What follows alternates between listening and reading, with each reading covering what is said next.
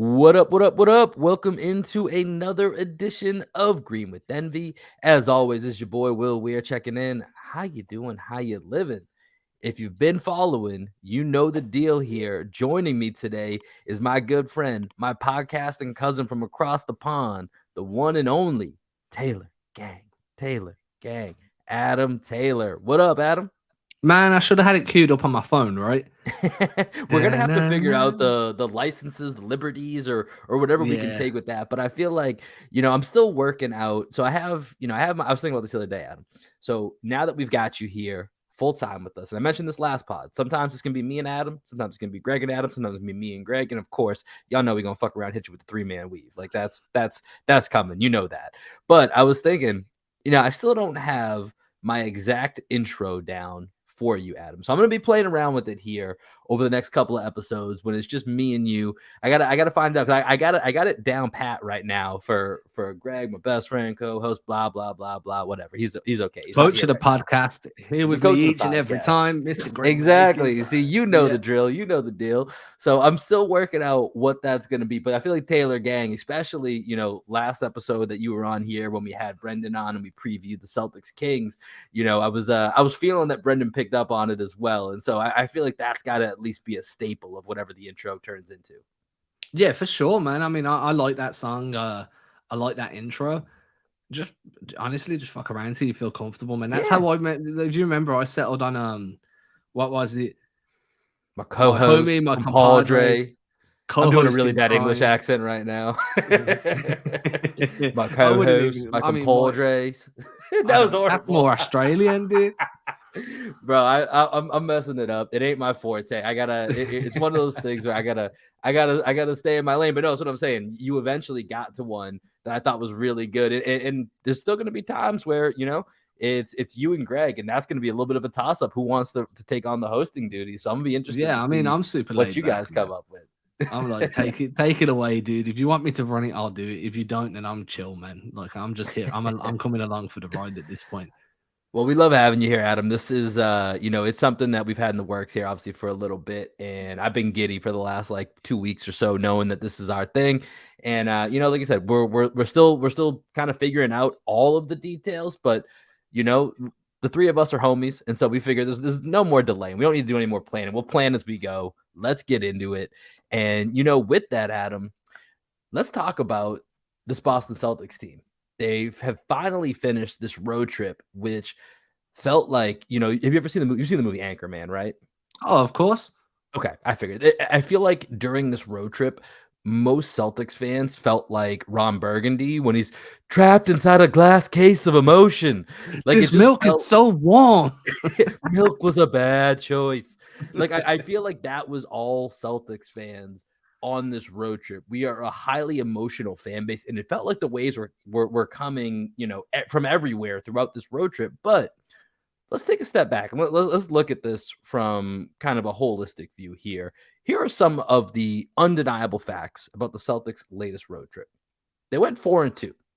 They played in multiple time zones, and they piled up wins against Atlanta, playoff team, play-in playoff team, Minnesota, play-in playoff team, Portland, Dame God. I mean, listen, they still got Dame. They're probably not going to make the playoffs, whatever. And then Sacramento. They're the 2/3 seed who we just hyped up and gave all their flowers to a few episodes ago. And yeah, they lost to Houston, the worst team in the league. Yeah, I know that wasn't great. And then Utah's been frisky. We know Will Hardy has been one of the best coaches. And so when you really think about the totality of that trip, there's a world in which the Celtics go 6-0. There's a world in which the Celtics probably should have gone 5-1. But honestly, 4-2 for that type of road trip this late in the season, if it wasn't juxtaposed with how hot the Sixers and the Bucks have been, I think we'd be feeling a little bit better. But on the whole, 6-game road trip, you go 4-2, Adam. It's not probably as bad as we were all freaking it out and making it out to be. Yeah, I mean, the first thing I want to put out there is Houston beat Boston. The next game they beat Los Angeles. Utah beat Boston. The next game they beat Sacramento. So these teams that came in like into the game and kind of stole the Celtics lunch money, well, they went and stole another team's lunch money directly after.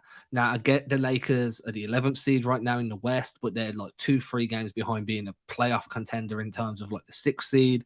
And they're not the same Lakers that were there earlier in the season. Jared Vanderbilt's playing really well for them, D'Angelo Russell. And that's for the Lakers podcast to discuss. But what I'm saying is, these two teams went and beat other good teams on the next game. It's not like it was an anomaly for them. It might have been a 2-game stretch of anomalies, but that made me feel a little bit more okay. I felt like the Celtics losses were slightly more vindicated. Like these two teams went and rolled other teams directly after that game. I will say that part of my concern wasn't so much in the results, but it was in the style of play. Yeah, and that's fair. And that was gonna be my next point to transition us to is that was my feel good moment, right? We're coming off the Sacramento win. That was the best part of the road trip. And I said this to Greg on the last show. I was going through our YouTube page, which you should all follow us at Green with Envy, as well as you should follow Adam. We're gonna have content on both of those pages. So make sure that y'all are following all of us. Like I said, we hitting y'all with content from here until the end of the season, till the end of the playoff run. Left, right, don't just subscribe to everything. It's coming at you hot and fast. And I was telling Greg the other day, Adam, man, looking at the last couple of posts we have here, is Joe Mazzulla in over his head? What's wrong with the Celtics? Is Grant out of the rotation? I was like, damn, I need some positivity in my life. And so luckily that Celtics Kings game kind of gave it to us, right? That was a breath of fresh air. There was, Rob returning. There was a lot of signs of, this is the team that we want to be. And Mazzulla went to an 8-man rotation. I thought he did actually really well. For all the criticism, I thought that 8-man rotation last night is kind of what I envision as the best form of this team. And then you mix in the Hauser when you need some 3-point shooting. If Peyton Pritchard's healthy again, you need a little energy for 5-10 minutes here. You got those guys to mix them in as needed. And so, to start this podcast, had to kind of break it all down. But I think you're right. That's the look of this 4-2 road trip, the process minus that Sacramento game, which if they had dropped that 3-3 versus 4-2 feels like a world of difference right now from what that world would have looked like. But that process was really some of the issues. So what do you think, as we're coming off the Sacramento game, in which we just said, it felt a little bit better. What were some of the things that you were seeing in the first 5 games of that road trip versus Sacramento that hopefully leave you feeling a little bit better as we head into this upcoming weekend? Yeah, I mean, against Sacramento, the main thing for me was Tatum post touches. And more so, one of the things that I was really kind of harping on about throughout that road trip, whether it was on social media, whether it was with talking with friends, American friends, not English friends, don't have English friends. I don't, dude. Seriously, I work too much. It's all about basketball. If you don't want to talk basketball, don't talk to me. And I'm sure you might not have enough friends to talk basketball with over there. No, that's why I don't have friends. No common I'm your ground. friend, Adam. You got friends here. You got friends through the computer. You got a friend in me. Moving on. Yeah, so one of the things I was harping on about was how Jaylen Brown was succeeding in spite of the Celtics offensive system in terms of hunting threes, playing perimeter-based basketball, and Jaylen Brown was kind of like, no, I'm going to go to the rim. I'm going to get to my spots in the mid-range around the elbow area, and I'm going to do what I know I can succeed in doing. And then it kind of felt like, and I wrote about this for Celtics blog, which should be out by the time everybody starts listening to this or shortly after. Jason Tatum kind of felt like he came into that game against Sacramento like, yo, that's working for JB, so I'm going to do that too.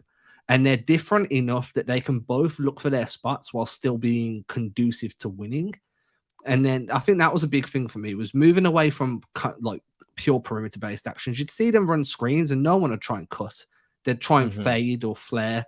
So, and then defensively, I feel like they went back to a system that they know they're successful with. They switched everything.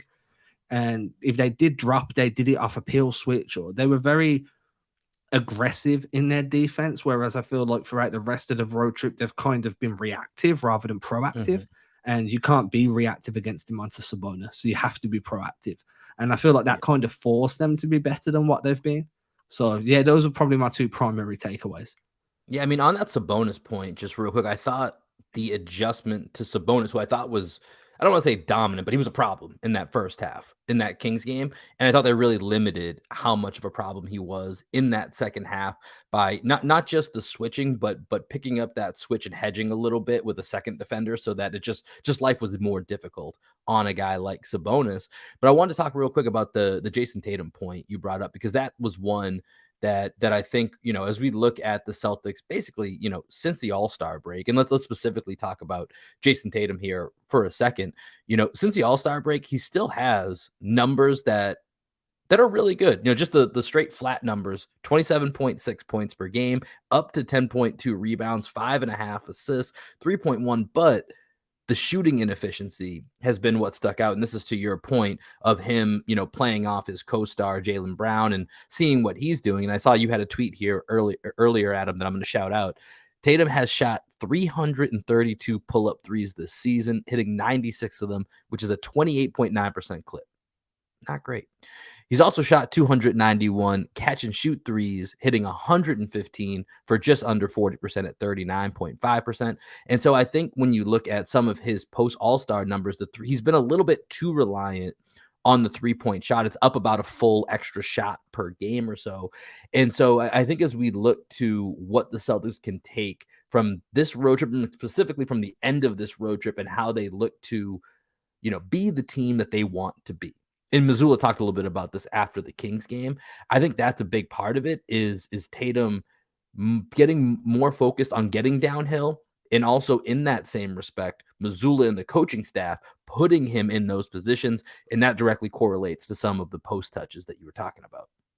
Yeah. And I mean, the one thing I want to point out is it's all well and good being a team that shoots a lot of threes, but you have to accept that not all of your player personnel are elite 3-point shooters in the different types of 3-point shots available. Whereas Tatum is a high level catch and shoot free guy. He's a low level dribble pull up free guy. That's never been his game. It's always been below average aspect of his offensive kind of arsenal. Jaylen Brown can do that a bit better. He is more of a dribble pull-up free guy. He can score a bit more consistently there. And that's okay, because around them, you have Brogdon that can shoot off the dribble at will. You have Hauser that is proving to be a very valuable catch and shoot dude.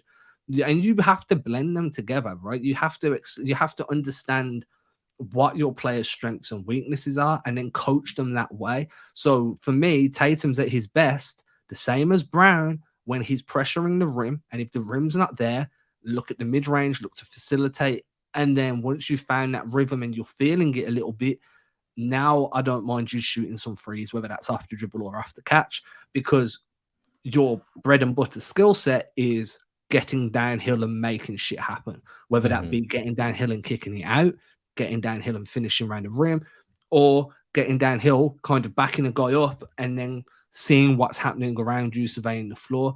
And I just feel like they weren't doing that to start this road trip. And before the road trip as well, they haven't been doing it since getting back from the All-Star break. Yeah. And the one way I say this is you see the Celtics run a lot of high screening actions, whether it's a drag screen or a quick action, which is where you have a screen in transition for an off-ball player to come over the screen and get the ball. The idea is there that you curl off that. Once you get the ball, you go downhill fast and you create a collapse in the defense, and then you find somebody the way they did early in the season. Whereas now they were getting the ball and kind of just being like, well, I'm on the perimeter, I'm going to shoot a free. And then John Mazzulla's going into press conferences like, that's a good shot. I like that shot. I want them to take that shot. And you're like, are you seeing the same basketball as me, bro? Yeah. Like, because he knows more than us, but he might be blind. We don't know. He had that spectrum on here. He's robotic, man. They haven't upgraded his new cornea yet. It hasn't been uploaded. But no, I mean, I think for me, when it comes to the Celtics and their offense, specifically their shot selection around the 3-point line, this is going to be a high volume team. They're always going to be there. I'm looking at it right now. They're second, in the league, only behind the Warriors for how many threes they shoot per game. And those two teams are pretty far and away the most 3-point heavy teams across the NBA. In third place is the Mavericks at 40.7. So there's about a 2 to 3 shot difference between the Warriors and Celtics and everybody else. And I'm okay with that. I mean, you look at the Celtics roster, it's built for this, to be able to have the spacing, to have that 5 out. Rob's really the only main guy in the rotation that's not shooting threes. And Malcolm and Al basically lead the league in 3-point shooting. Grant and Sam are both over 40% 3-point shooters. Marcus Smart is certainly a willing 3-point shooter. And then you have Jaylen Brown and Jason Tatum, where those are our guys that I'm gonna ride or die with whatever shots they can take, whatever shots they take. But to your point, it's the process. I will never, whenever fans get upset, and I'm a fan too, I don't want to act like I'm not a fan, but when I see people on Twitter get really upset, like, oh my God, they took X amount of threes. I don't give a crap how many, like if they took 50 threes, if they were the right shots, if they were the shots that were off of movement, off of paint touches, off of, multiple passes, then I'm fine with it. And if we end up hitting, 7 out of 50, that's a really goddamn horrible night. But if it's somehow 7 out of 50 and it was the right play, it was the right movement, and the shots just weren't going down, I'll live with that, because with the guys that we have, I think more often than not, they're going to go in than they won't on a night like that. It's when the shots are coming off, less than 2 passes.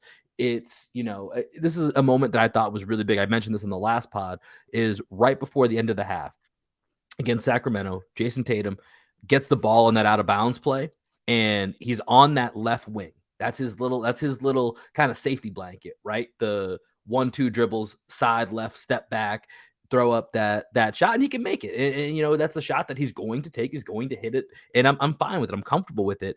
But the fact that he actually drove that ball instead of settling, that's a 3-point shot that would be a settling shot that I don't think he needed to, especially against a Kings team that once we saw, the middle was wide open. Like our guy Brendan said, they try on defense, but they're just not very good. There was no one in the middle of that defense. It's clearly a massive issue. And it's going to rear its head in the playoffs for them, and is probably one of their biggest limiting factors. But if the Celtics are getting the right shots, I don't care how many they take. I really don't.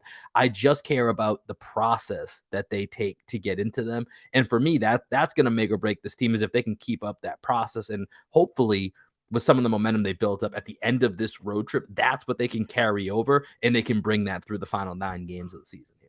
So I want to push back a little bit. I do care how many threes they take if they're not going in. Like, if you're finding success, even if it's mediocre success, we're talking like 33%. That's fine. Keep shooting, because there's a good chance that someone's going to get hot. But the one thing that perplexes me about this Celtics team is it's not one guy goes cold. It's all or nothing. Everyone's on or everyone's off.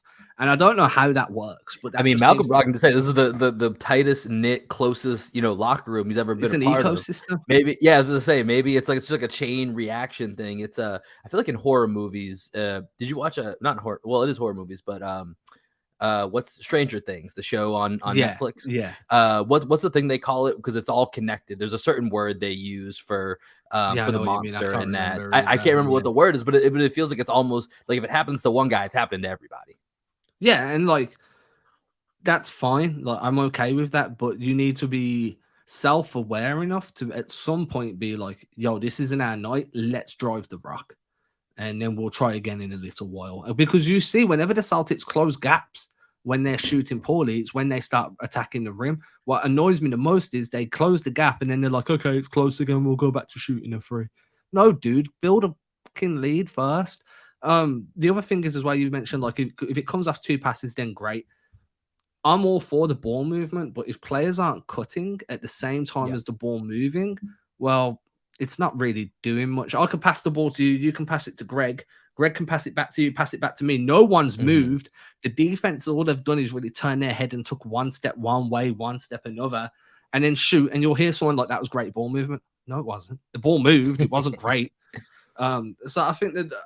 And we've seen that, right? I remember watching old college games. I said this to Keith Smith the other day. I remember watching old college games when we first got college basketball here, and used to just see the ball go weak side, strong side corner all the way around, and then all the way back, and they'd just be passing it because the shot clock's like a year long. And especially if it's versus zone defense, sometimes too, it's just moving the ball. No one moves, bro. And it's like, dude, just someone cut. And I think that was missing from the Celtics in those first 4 games. I think they started to figure it out a little bit against Houston. It looked better, apart from obviously the collapse.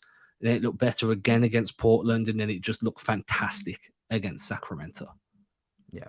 So I think that's some strong momentum for the Celtics to build off. They built the lead, they maintained the lead. So we'll have to see what that looks like. But we're gonna take a quick break here. And then when we come back, let's take a look at what the Celtics home stretch looks like for them to go ahead and try and capture that 1 seed.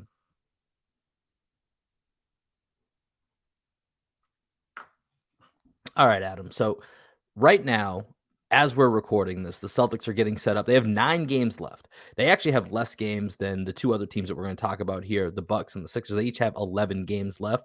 But as we're talking right now, the Bucks sit atop the Eastern Conference at 51-20. Celtics follow 50-23, 2 games back.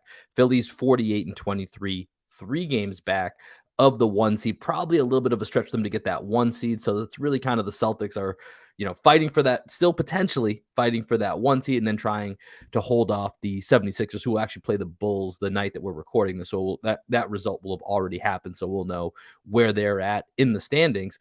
But looking at, 538 here, just for the projected records of these teams down the stretch, they currently have Milwaukee slated to finish 58-24, Celtics 56-26, 76ers 54-28. And as you look at the games that they have left, so I mentioned the Sixers have 11 games left, and they have the hardest schedule out of these 3 teams. They've got away games against Golden State, Phoenix, Denver, Milwaukee, Brooklyn to end the season, and home games against the Celtics and the Heat. The Bucks, they're going to be at Denver, home against Boston, home against Philly, home against Memphis. Those are their toughest games. And for the Celtics, this is where the Celtics will have opportunity. Obviously, they're going to be head-to-head with each of these teams, so getting those wins will be significant in either holding off Philly for the 2 seed or having an opportunity to jump ahead to grab that 1 seed from Philly. And then their final stretch of the season is 3 straight home games against Atlanta and 2 against Toronto. So what I want to talk about right now is, looking at what Boston has in front of them. Do you still feel like, number one, is the 1 seed a realistic option that you think the Celtics should be going for? And number two, does it matter? Okay, first of all, if you can beat Milwaukee in Milwaukee's house, if they can go to play the Bucks and win, yeah, the 1 seed is a realistic option. That pulls you 1 game behind as long as you handle your business while the Bucks are handling their business. At which point, given the difference in rest, in travel, and in quality of opponent, the Celtics should feel confident at least tying for the 1st seed and then looking at a tiebreaker towards the very end of the season. I think that as a competitor, whenever I was playing sports, whenever I'm at jiu-jitsu or whatever, which I haven't been for about a year now, but I'm going back this week. Just saying that, so I'll put it out into the universe. As a competitor, I want to finish the highest place possible. I don't care whether it means much to the grand scheme of things, but the confidence boost of being like, we came into the season as Eastern Conference champions. We finished the season as the best team, the team with the best record in the Eastern Conference. Those type of things might not mean much in the grand scheme, but for a psyche, for a locker room, I think that can be galvanizing. We did what we were meant to do. We're the Eastern Conference champs. We came in, we finished first. Finishing second's fine. It is what it is. Does it matter in the grand scheme of things? Maybe. It depends who finishes 8th, right? And it's really hard to look at now. There's a playing tournament, because before you could be like, right, this team's going to finish 8th. That matchup's not great. The team finishing 7th would be a better matchup. Being second isn't that bad. And Greg kind of brought this up the other night because he was saying, and I think this is a general consensus. If we could, we prefer to avoid Miami in the first round, not because we're not going to beat Miami, but that's a shit show of a first round. We've seen Miami too many times. And number one, just for my mental health and my love of basketball, I just personally do not enjoy Celtics Heat games. I just think it's more. I enjoy that there's more physicality to it, but at times it doesn't even feel like basketball, and it's just such a slugfest. Yeah, it's just such a slugfest. And so, that's to your point that you're making here. That's kind of the team you're eyeing, like, man, we could probably beat them, but just if now we have to go through, and let's just say the Celtics end up at, right now the Heat are, I think they're a half game behind Brooklyn right now for that 6 seed. And like you said, with the play-in, this makes it so chaotic because even if they end up in that 7 seed, they would probably beat Atlanta in a 7-game series, no problem. one game, Trae Young goes off for 50 points and, something happens, like that could totally happen. And all of a sudden the Hawks are 7 seed and the Heat are the 8. And now, whether you got the 1 seed or not, you're still facing that You same issue losing, yeah, it's a of loss, playing the right? Heat. Yeah, a And win, this is a where the win is a playing loss. tournament. Look, I love the playing tournament for adding additional competition at the end of the season, making the final games of the year more meaningful. But I Mhm. do think it's had a negative effect on the trade deadline, and I think it's had a negative effect on teams figuring out how they want to play. I mean, again, goes against what I just said because it makes you competitive. Yeah, it makes you But play it if I'm, through. but if I'm Boston and I'm like, man, I could finish first and get a worse matchup than finishing second. Screw it. I'm gonna kind of take my foot off the gas a little bit. Mhm. You get that right, but then you have to be like Royal with Philadelphia breathing down your neck. The third seed actually does make a difference because now you're talking home court advantage and things start to change. So I think that second seed is more important than the first in terms of keeping home court and Yeah. then keeping distance from that third seed. But at the same time, man, I honestly, all depends who you're gonna have to face. Like if you're facing Miami finishing second, then you need to finish first, and Well, so vice here's the versa. thing. So this is the nightmare scenario right here. Is the Celtics finish in third, which first of all means that Philly, with its toughest schedule, is playing some of the. I mean, they're already playing good basketball right now, but they continue to play great basketball down the stretch. And when you look at the Celtics schedule, that means and we're going to talk about just leading up to this weekend. They have games against Indiana, San Antonio, Washington. They play Utah again. They play, Toronto, teams on the bubble, Atlanta. Like those are games that they should, and a lot of those are at home. They should take care of business if they want to maintain that 2 seed or have a chance to grab that 1 seed. So the worst scenario for the Celtics is they fall to that 3 seed. Philly's riding hot. They get that 2 seed. Miami overtakes Brooklyn. They get that 6 seed. Now your path to the finals is against Miami, who you just played a 7-game series with in the Eastern Conference Finals last year and came a Jimmy Butler 3 that if I had to bet, at the time, I could have sworn I would have bet my life that shot was going in. I 100% was convinced that Jimmy Butler shot was going in. It didn't. Celtics go to the finals and everything was cool. But you're looking at a 7-game series against the Miami Heat. You're looking at playing Philadelphia without home court advantage, then having to go to Milwaukee, most likely, in the Eastern Conference Finals on the road. That's a daunting task. Can it be done? Yes. Is that the absolute worst scenario right now for the Celtics as we try to the best of our knowledge, kind of sort out what the playoff picture could look like? That's what you're looking at if you don't secure that 2 seed, whereas at least you get that 2 seed. There's more opportunity for that first round matchup to be likely the Nets or the Hawks instead of the Heat. And then you get home court against Philly, and you're still going to have to go on the road against Milwaukee, but hopefully your road to get to that point hasn't been quite as brutal. You have a little bit more left in the tank. We'll see what lessons they've learned from last year. And maybe you're a little bit fresher. And we've seen the Celtics win big games in Milwaukee. So if that's because all championship teams are going to have to overcome certain hurdles. But that's what I think the Celtics really have to focus on is that I think that 2 seed, even though I'll take health over seeding every single day, that 2 seed is going to be very important, like you're saying. Yeah, I think that's got the most value for me is just finishing top 2, right? Yeah. And this is where You're for playing anyone Milwaukee that's either been, way. If you're gonna make the NBA yeah, Finals, you're playing Milwaukee, and it's gonna be the toughest series. I think that is really actually. Here's one quick question, little bit of a divergent here, but between Milwaukee, Boston, and Philly, who we're talking about right now, whichever one of them, because I think those are the 3 teams. One of those 3 teams, in my opinion, will represent the East in the NBA Finals. Is there any team out west you would pick to beat one of those 3 teams?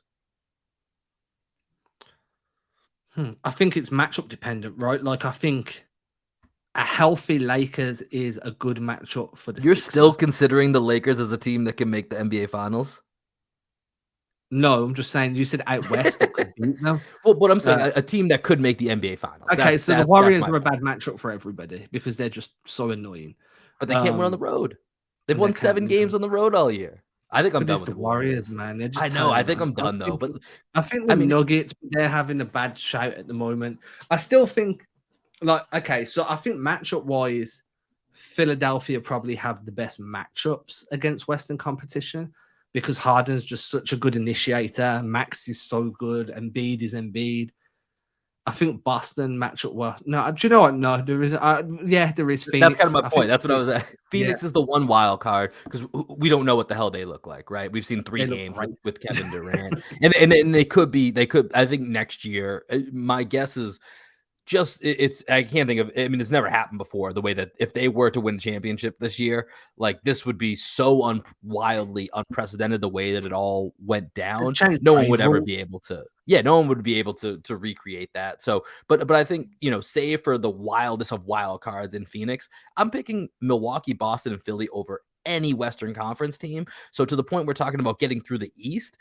Now, obviously, health could make a difference once you get there. But I'm saying Yeah, if those teams come out, relatively healthy with their main guys, like that could be the championship is getting through the East, which is why I think this seeding and where you're going to be and what your path is going to play such an important role in the long run. but that's why so many people are annoyed about minutes played, right? Minutes per game for some of these guys. Like Missoula's ran these guys minutes per game up for a while now, like 38, 39, 40 minutes. And you're like, shit, yeah, everyone's like, it doesn't matter. But I'm like, throughout the season, they add up. And then I think it's inevitable we're going to see at least 2 7-game series. If Boston make it through to the NBA Finals, they're going to go through 2 7-game series. I Yeah, think, I think that's right. Especially if they end up with Miami. If they end up with a yeah, path that includes, regardless of what the seeds are, if it's Miami, Philly, and Milwaukee, I don't know. I don't know 7-game if you can series. do this. Yeah, FanDuel, DraftKings. Can I put money on that? That we're going a 6-game and 2 7-game series just to get out of the East, if that's the case. Yeah. And then whoever you, and that makes a huge difference, especially if the team on the other side goes gentleman sweep, 6 games, 6 games. You know what I mean? Yeah. That's they've got way less mileage on the clock, and the Celtics haven't exactly had a minutes managed season where guys are going to be fresh. They're already dealing with injuries. Smart's got an injured ankle. Tatum's been playing with the injured wrist. Rob Williams is just injured. There's We just don't know. We just don't know. Although he looked good. He looked. We got to give he him his did, props. yeah. He There looked was good in that possession. Kings comeback. But There was one possession where he come down from a rebound and just didn't go up the other side of the court, though. bro, okay, so I don't know if I've ever rooted for a guy that just injury wise, I feel like every time I'm watching him, I'm glued to his reactions to when he lands. Like I don't know. You know how there's lethal shooter and all these other like shooting coaches. Can we get Rob a landing coach? Is there a lethal landing coach that we can get that Or can just just just help him skydiving, land? coach. Like, figure out how to land, dude. It's It's something bad. that gives me a panic attack every time. But of course, once again, the health is going to be an issue. But he did look good against Sacramento. We'll hope that continues. And then you've always got to worry about Brogdon. I know he's been touchwood healthy, but history tells us that there's a chance that he might get hurt. And then you've got Al, who's old, like this, and then Derek White is just inhuman at this point. So you have to think about what wear and tear is going on to his body. Like, there's concerns everywhere. And the longer series you have to play, because the playoffs are so physical, if you've got to do 2 or 3 of them, like, you're not the team in the finals that you were in game 1 of the first round, because you're just too beaten and bruised. And I think that's a big issue. And that's why I think, like, there are teams out there that could potentially roll over one, because Milwaukee are going to have it the same way. They're going to have at least 2 7-game series. So are Philadelphia. Yeah, because if you're in that Whoever, one spot, you're lining up for a second round series against Cleveland or the Knicks, and yeah, those are 2 really good defensive teams. Cleveland has, I think, a higher end potential because of the Donovan Mitchell, Evan Mobley pops, Darius Garland factor. But with the Knicks, they're going to beat the crap out of you if they get through that they're first. going to hurt you. They're going to hurt you like that. They're almost similar to Miami in the sense that, man, that's just going to be a brutal. And then they've obviously played the Celtics very well. If the Celtics are to propel to that 1 seed, I mean, both Cleveland and the Knicks have won the season series against the Celtics. So that's not a cakewalk either. Can you imagine a game 7 or a game 6, depending on how home court falls, or whatever it is, game 5, well, I don't care, in Madison Square Garden? It'd be game 6 based on the Yeah. schedule. But yeah, that would be pretty epic. One of Greg and I's best friends out here in Austin, our guy Matt Liptag, who's part of our basketball team, we'll be seeing later tonight. Hopefully, going to get 2 dubs for the boys out here tonight for Green with Envy. You know it. And yeah, he's a big Knicks fan, and so we've talked about it before that if the Celtics and Knicks end up in the playoffs, we may have to make it. I've never seen a game at Madison Square Garden, and it's on my bucket list. And I think the three of us may have to make that happen. So we might get some on scene Green with Envy reporting if I might have to that is go. the case. Yo, Madison Square Garden, man. So Yo, if we I go, know I've heard it's unbelievable, man. we should get Macri there, Yeah. and then we'll just all start a fight. Like, no, seriously though, we'll like, start I'd a be rumble. down. We'll start a new viral video outside the I garden. just think tickets would be so expensive, bro. Oh, they'd be insane. So we'd be working connections left and right to see what we could do. That one would be a tough pull. But I think but I mean, as much as the Knicks have played the Celtics well, like I love the Boston New York rivalry. It's just I mean, it's most people probably default to the Red Sox and Yankees as the Boston New York rivalry, but Just it's there for every sport. the It's just there for Bruins and every Rangers. sport. Bruins and Rangers are right there. Pats and the Giants and the Jets, they've got their own things. Giants because of the Super Bowls, Jets in division rivals. And then with the Celtics and Knicks, like it's always wanted to be a little bit more than it is. Like I think that was a part of how the NBA did rivalry week this year. Yeah. I think Celtics and Knicks was a part of it. And Celtics and Knicks always wants to be in that mix. And it has the Celtics, the most, the winningest franchise in the sports history. New York, the most prideful basketball mecca. They call themselves the Mecca. These motherfuckers have won 2 championships their entire existence and barely make the playoffs each year. But it's different. It's different when New York is good, and you can feel that through the TV. And so with the two fan bases, the regionality of it all, like part of me wants that, even if it might not be the best thing for the Celtics. Part of me wants that. And I would certainly take a Knicks Celtics series over another Celtics Heat series. I'm just done with Celtics Heat series. Yeah, and okay, first of all, the Knicks are the Snorlax of the NBA. They're a sleeping joint. Shout out Pokemon reference. I genuinely believe that when they're good, their fan base is as rabid and can be a 6-man for New York the same way the TD Garden can for Boston, right? And I think that's an underappreciated aspect. Like I remember when they were playing Boston were playing Miami last year, and I said to you, like, it's night and day going from a home game in Boston to an away. Like no one gave a fuck. Yeah, in Miami, like there was like the game was starting back after halftime, and the seats are empty. There's dudes there that are blinged out that clearly don't care about basketball. They're just showing off to whichever chick they're with at the time. I mean, yeah, I'd rather watch it for entertainment purposes, but I think that honestly, I think New York or Cleveland are probably 7-game series. Yeah, that's the point we're making here is that there is no easy route. So I think for the Celtics down the stretch here, the 1 seed would be nice, comes with its own flaws. The 2 seed feels kind of mandatory at this point to make sure you have that home court outside of the Bucks series, but there's not going to be an easy path to it. And here's the thing, Adam, getting up to the 1 seed at this point, that's going to take obviously beating Milwaukee in their head-to-head. And then to even have a chance at it, we're looking ahead to this weekend right now, just specifically. You and I talked about this before we started recording. We play Indiana on Friday night. This podcast is coming out on Thursday. Play Indiana tomorrow night, and then we play the Spurs on Sunday night. Indiana's talented. Spurs are the worst team in the league. Like, you have to go ahead and get those wins. Indiana's super young. They haven't been able to, get back into really the play-in race. They're still on the outside looking in.